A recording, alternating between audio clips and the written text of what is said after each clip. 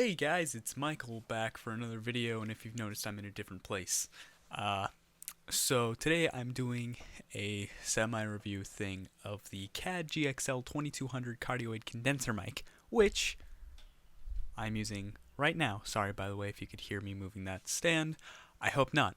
So before, the microphone I was using was this. This is the Xelvan BM800 Cardioid condenser microphone. This was the microphone I was using for quite some time. It was $40 on Amazon. You could probably find it cheaper used.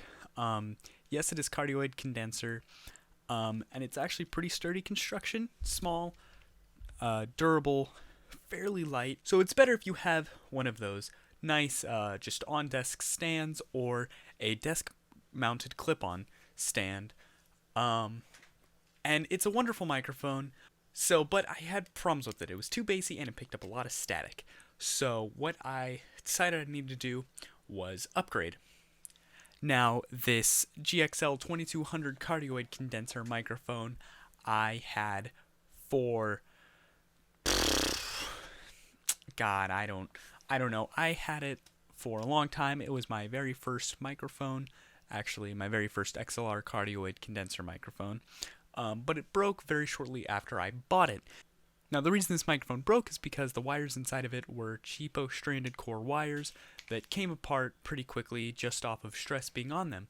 So what I did is I went through, I resoldered all the wires, which thankfully were very nicely labeled A to A, B to B, C to C on both of the boards inside of it, and then figuring out what goes where on the jack was easy. The hardest part was figuring out the left and right on the microphone, which was also fairly simple because you could see where they were on the board. Now, this microphone is great. It cancels out a lot of static, which was a major problem I had with the BM800, and it also is a lot less bassy, which was another problem with the BM800. So, of course, this is a much better microphone. Right here is going to be a test of the BM800 versus the GXL2200.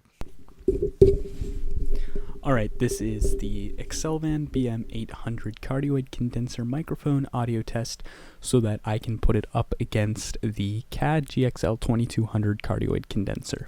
This is the CAD GXL2200 cardioid condenser microphone. I'm going to put it up against the Xelvan BM800. Alright, so this CAD GXL2200 I picked up for $40 on Amazon when I first bought it over a year ago. Now, it's not that much now. You're going to have a hard time finding it for that much. Apparently, I got a really good deal. I've seen it buffer anywhere from 40, which I bought it for, all the way up to like $90. So, it's a really nice microphone, especially for the price. I would put it up there with an Audio-Technica AT2020. Sadly, I don't have one to compare to that, but I would put it up there. I've used that microphone before in the past at other people's houses. I've heard it in multiple high production uses. So this microphone is pretty kick-ass for what it is.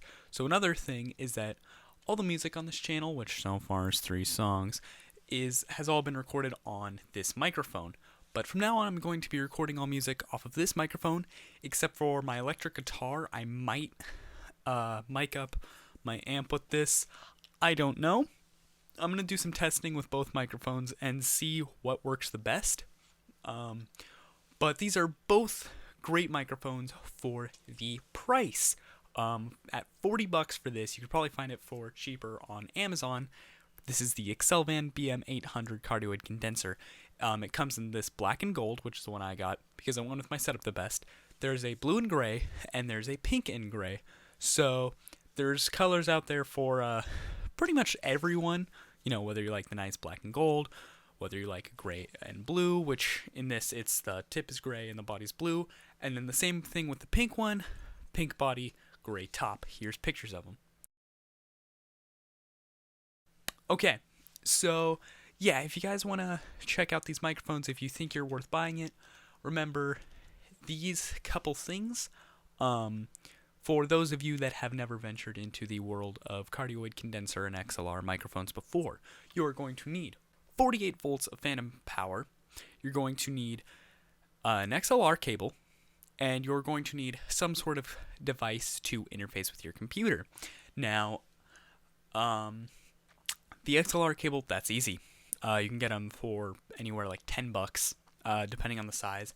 I got one for a 6-foot cable for $10, or you can get something that I bought was a newer microphone stand that had a 10-foot XLR cable built into it, so which was about 4 or so feet, or about 3 feet for the stand, and then another 7 coming off of it.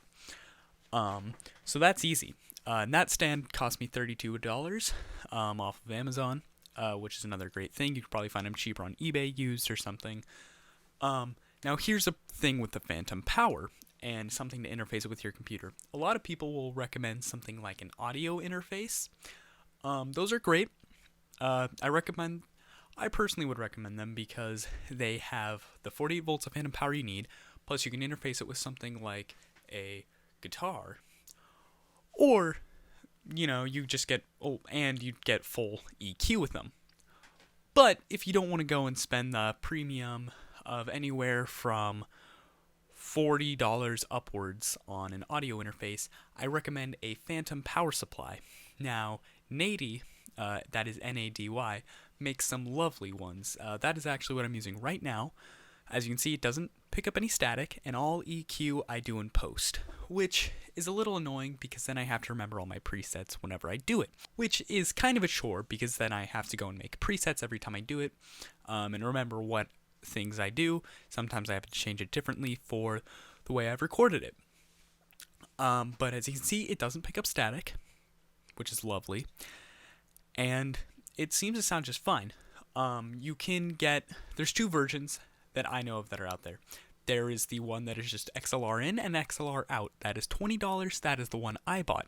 Sounds just fine. There's a $30 version that is XLR in, XLR out, and a USB out. It's just like a printer cable.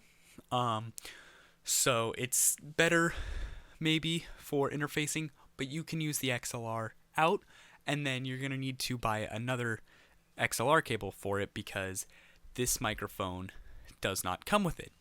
But if you are going for the BM800, which I'm going to do a separate video on, the BM800